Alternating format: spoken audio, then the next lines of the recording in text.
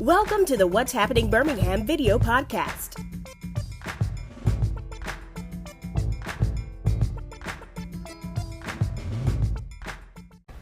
Hello everyone, this is Jarvis S. Scott with What's Happening Birmingham. Today I am here at Miles College, which they are officially the 2024 SIAC football champions and the two-time women's basketball championship as well. And I'm here with none other than, I would like to say, one of the people that are making things happen in our community, but she's making things happen with this college is Madam President Bobbie Knight. Thank you, Jarvis. It's a pleasure to be with you. Great. And I tell you, everyone, if you live here in the state of Alabama, especially live in Birmingham, you constantly hearing all the great news about what's going on in Miles College. So I wanted to bring her on the podcast today to kind of talk about those accomplishments and kind of look into what she's got planned coming up for the upcoming school year. So, Madam President, first off, thank you for coming on today. Yeah, love it. We've talked about doing this for a while, yes, so yes. I'm glad we finally got it scheduled. So let me start out by saying, being here at Miles College it's a joy. Mm-hmm. I love it. You know, I fell in love with the students and the campus. The faculty are amazing. The staff, they're amazing. We're doing great things. I'd like to just highlight a couple of things that have been really, I think, fundamental to our continued success. Number one is we received our 10-year reaffirmation last year, and which means we can continue operating as a college for the next 10 years, and we had 0 findings. That is unheard of. Mm-hmm. But we're very, very proud that our faculty and staff worked so hard to ensure that when SAC-COC came to this campus, they answered every question, they provided all of the information, and they left no stone unturned, and we got our reaffirmation.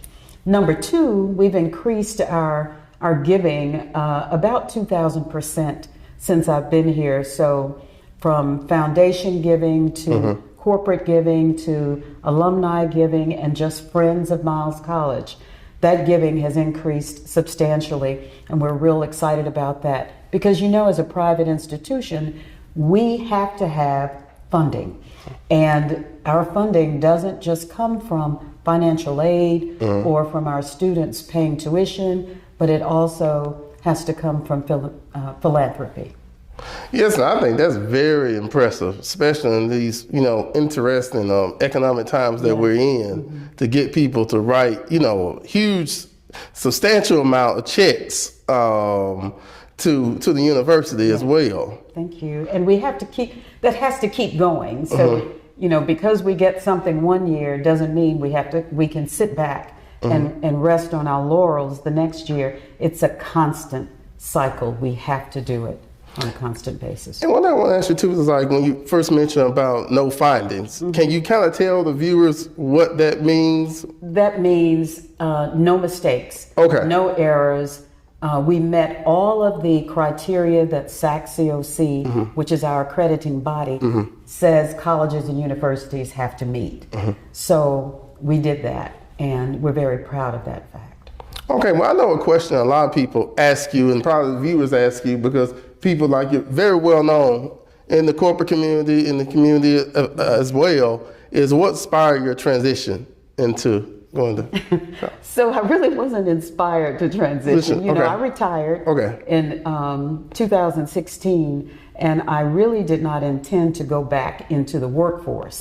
I did have a consulting company that is inactive now, but what I intended to do was to sit at home and travel and spend time with grandkids. But I was serving on the board of trustees here at Miles, and the chair at the time, Chairwoman Teresa Jefferson Snorton, asked me if I would consider being interim. Initially, she said 9 months. Then she said, well, let's just do 12 months. And 12 months turned into a little bit longer than that. In fact, I didn't even make the 12 months because in March 5th of 2020, they asked me to be permanent president. So I went from a short-term interim to full-time president, and what led me to make the decision was I really believed, after much thought, prayer, and discussions with my husband, I really believed that I could bring a set of skills to the institution that could be helpful. And I didn't have any inkling that I would be here for 5 years. I was thinking 2 at the max, but it's been a labor of love. It's been a good ride. What type of adjustments you had to make to kind of step into this role? Because I know, like, it's, corporate work is different than being in academia as far as. It's so different, Jarvis. It's so different. Probably the main difference is access to resources. Okay. And when you have worked almost 38 years in a corporation and resources are available to you for whatever you need, but in a small college, especially a private college, again, I go back to raising the money. You've got to go find the resources for everything you want to do, whether it's writing grants or asking for funding. But we have done a lot on the grant side. In fact, when I first came, that was my goal, was to see us bring funding into the institution through grants so that we could fund programmatic academic initiatives across the campus that really changed the fabric of how we operated on the campus. But so basically, the resources. And it's a service. It's a service mentality that one must have to serve as president of a college, because you serve every one of those students. They are our customer. And you serve the faculty and you serve the staff. So it's a little bit different because I really understand what my purpose is here, and it is to serve. Okay, and one thing I've always observed, just your interactions, is that with the students, it's almost like you're their parent. Oh, sometimes they tell me that. Yeah. I've had them say, "Madam President, you're the only mother I ever have." I said, "Baby, you got a mother." Okay. Or their grandmother, whatever role, or their auntie. I have some sorors now, and they call me Auntie Soror, which is really kind of funny because they came up with that themselves. But I love them, and they know it. And I think that in this role, you have to love them. Being one of the rare female college presidents, is there any challenges or obstacles you had to encounter so far? Yeah, so when I came into this, particularly in the HBCU world, there are a few more women now than there were when I first came into this role. Believe it or not, I'm one of the longest serving women presidents in HBCU, which is bizarre to me. I think Rosalind Artis at Benedict has served longer than me, so it's really kind of strange to be in that role. But I felt maybe at times there was I don't want to call it a clique, but a camaraderie that the male presidents had, that because there were so few women that we didn't have, so we created our space. We carved out our own little camaraderie, and we call ourselves sister presidents. Oh, wow. And we bonded during COVID over Zooms, talking about the common issues we were facing during COVID. So there were challenges, but they were not insurmountable. So, like, one of the things I've loved since you've taken over is you've done a big focus in the tech and innovation. And I even mentioned something I saw on the website about AI. Can you talk more about that? Yeah, so we now have I don't know if it's I think it's a minor in AI. We are embedding AI in just about everything. It's in our world. It's all over the place. So we want our students to be prepared and not be left behind. We're right now in the middle of signing an MOU. I can't talk about it right now, but which is going to move us light years ahead of a lot of other institutions as far as AI is concerned. And then we launched a separate entity that's called the 2150 Center, And it's about innovation, tech, and entrepreneurship. And that center really, our goal there is to help young businesses commercialize what they're selling or what they patent or what they develop and make money for them.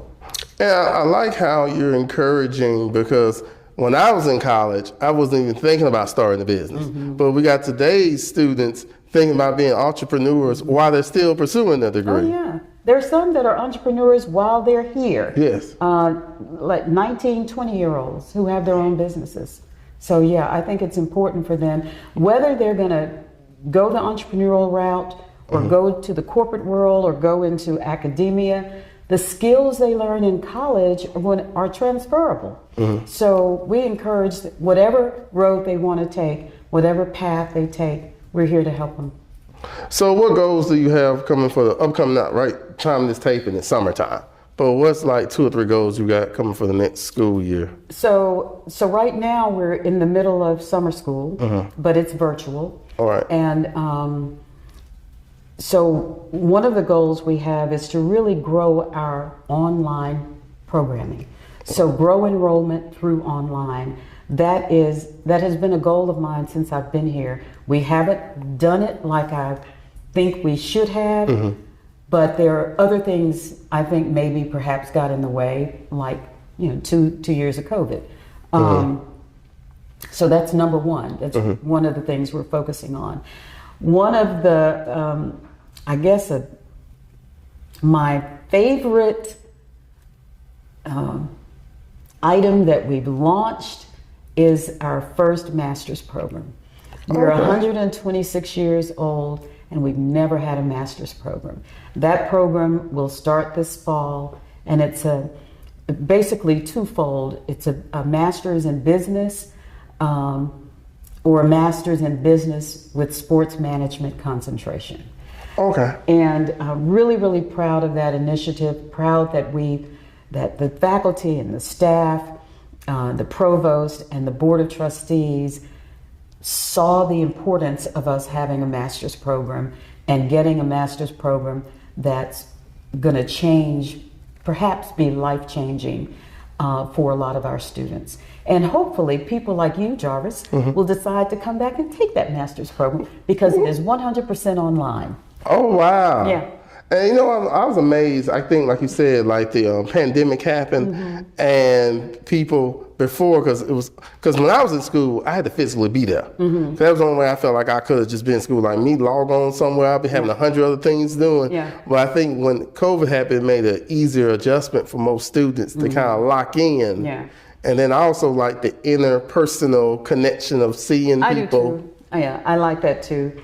And I think some students really need it. But we're talking about, people now, everything is through technology. So a lot of people can do online that perhaps would have been a little bit afraid to try it in the past. So any improvements you want to see on the campus? Because when I came up here, I was like, man, I've seen the renovations and the new things. So this building that we're in right now, this is our the Student Support Services Center, our library, our Innovation Center. And during COVID, we took this building offline. And we gutted it. Okay. It was in the original shape when it was first built, and all browns and oranges and very dark, and rows of books, stacks of books. And because so much now is online, you don't have to have all of the books that actually physically here. But we gutted this building and we wanted to make it student friendly. So students would want to come here and study or access books online. And they do, they love this place. The cool thing about it is during COVID, with some of the funding we received, we painted all of our buildings, but this one included, with antibacterial paint.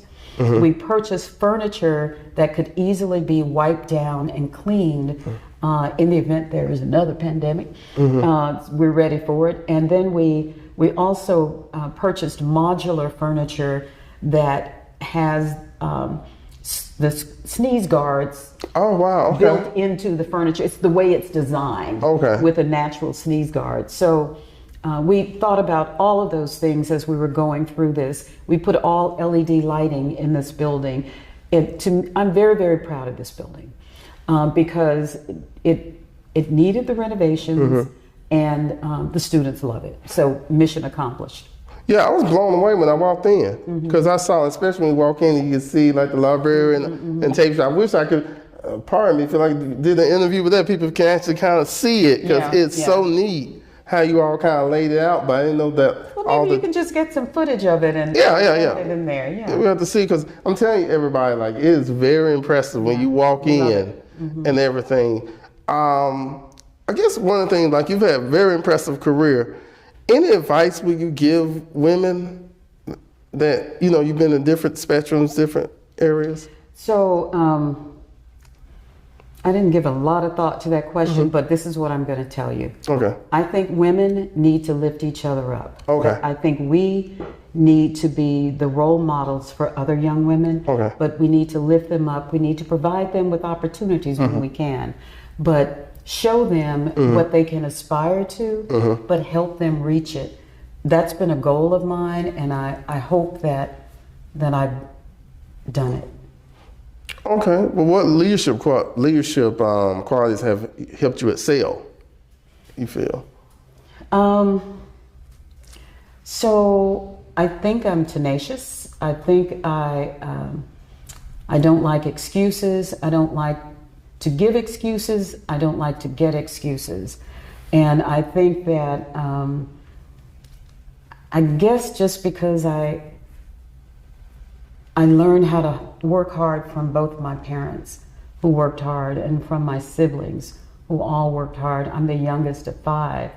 And there was no doubt we were going to go to college. There was no doubt we were going to work hard and be successful. I never thought I was not going to be successful. I didn't know what I was going to end up doing, but I never saw myself being unsuccessful. Does that make sense? Yeah. So I think if you see it, you dream it, you can achieve it. Well, one of the things I've observed just being around you and people kind of tell me that work with you is that you inspire a lot of teamwork and collaboration. Yeah, that's important. It's important. You can't get anything done by yourself.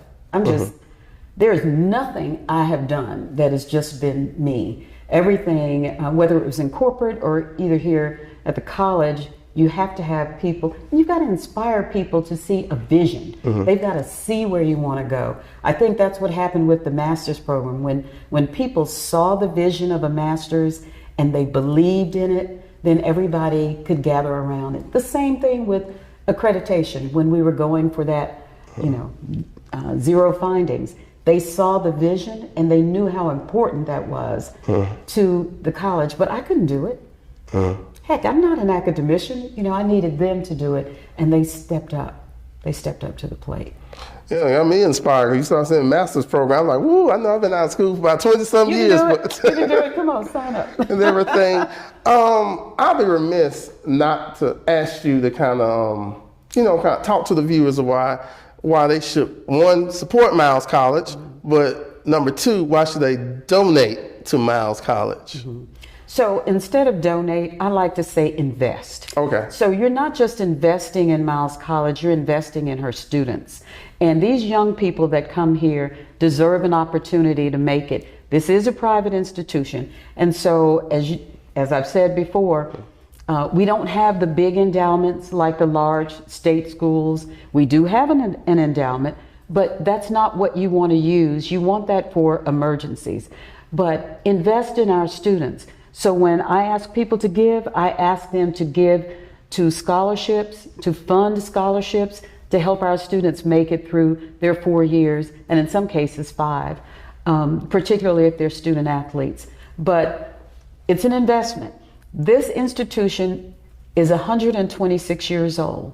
We intend to be here another 126 years, but the only way we can get there is through your support. So that's what I want to tell them. We're the only 4-year HBCU in this area, and we're going to remain the only 4-year institution in this area. So we need you to buy in. We've got so much good stuff going on at Miles. Academic-wise, our band, I didn't even mention the fact that our band won Band of the Year for Division II schools. So our golf program excels, our baseball team, our volleyball team, in addition to, what else we got? Track and field. So there's so much to do at Miles College. We have a choir that performed at Carnegie Hall. We try to tell our story, but I don't know that we get it out as much as we want to, because, you know, sometimes people get fatigue online, but we do. I think our team does a great job of getting messages out about Miles College. And that was one of my reasons I wanted to, you know, not only interview you, but interview what was going on in the university, because I kept, as somebody in media and just a casual observer, I kept hearing all the, you know, great news that you all was doing. Like you was winning these grants. And I remember a couple of years ago, I think even some like FBI or something, Homeland Security you all was doing over here too. Yeah, and so I'm trying to think, there's so much, my head is going around in circles right now because there's so much we're doing. We have students that right now are working with the Department of Health as interns, and they're actually going out and doing environmental studies. We have students that have just graduated and are now going to medical school. We had a student that graduated last year that just finished, well, two of them that just finished their master's degrees and will be going on to medical school. So the achievements that our students are making are phenomenal, and we're going to put more of that information out to the public. So again, you can see what our students are doing and buy into what they're doing and invest in what we're doing. And one thing I will say too, if you are a corporation or a business, yes, Madam President will ask you for, I mean, like say invest, but she would personally, because I see people personally put, you know, their, I like to call it sweat equity into it, that we either come back and talk to students or one-on-one, because I think you was talking about something, mentoring. Mentoring is very important. You know, a lot of young people need, they need male role models. Our young men do. A lot of our young women need female role models. So we're really excited. If I start naming organizations, I'll leave some out. I kind of don't want to do that, but grateful for all of the investments that organizations make in our institution. Grateful for the individuals who invest in our institution and in our students and see our vision and what we're trying to do. Well, Madam President, I promise this won't be the last time. Okay. And actually, in the future, I'm actually going to sit down with some of the amazing students. That would be great. And interview them as well, because I feel like the students is the byproduct of everything. That's it. That's why we exist. That is it. That's our core. Our core business, our reason for being, is to educate young people and get them prepared for the world. And that's what we try to do here at Miles. And in fact, that's part of our mission statement. Yes. Well, Madam President, thank you for coming on today. Thank you all for watching. Please invest, I like to say my viewers, anybody watching this, in Miles College. Thank you all for watching. www.miles.edu. Yeah, I like that. So yes, I like that. Please check out what'shappenedbirmingham.com for more interviews. Don't forget to subscribe to the YouTube channel. If you would like to see the audio version, but I think you want to see the visual version, Apple Podcasts, and I'm also on TikTok at Happening Birmingham. Thank you all again and have a great day. Bye-bye. And Miles College, and that's a slogan, minutes away and miles ahead, right? Well, that's an old one, but that's okay. That works too. Okay. Well, thank you all again. Have a great day. Bye-bye.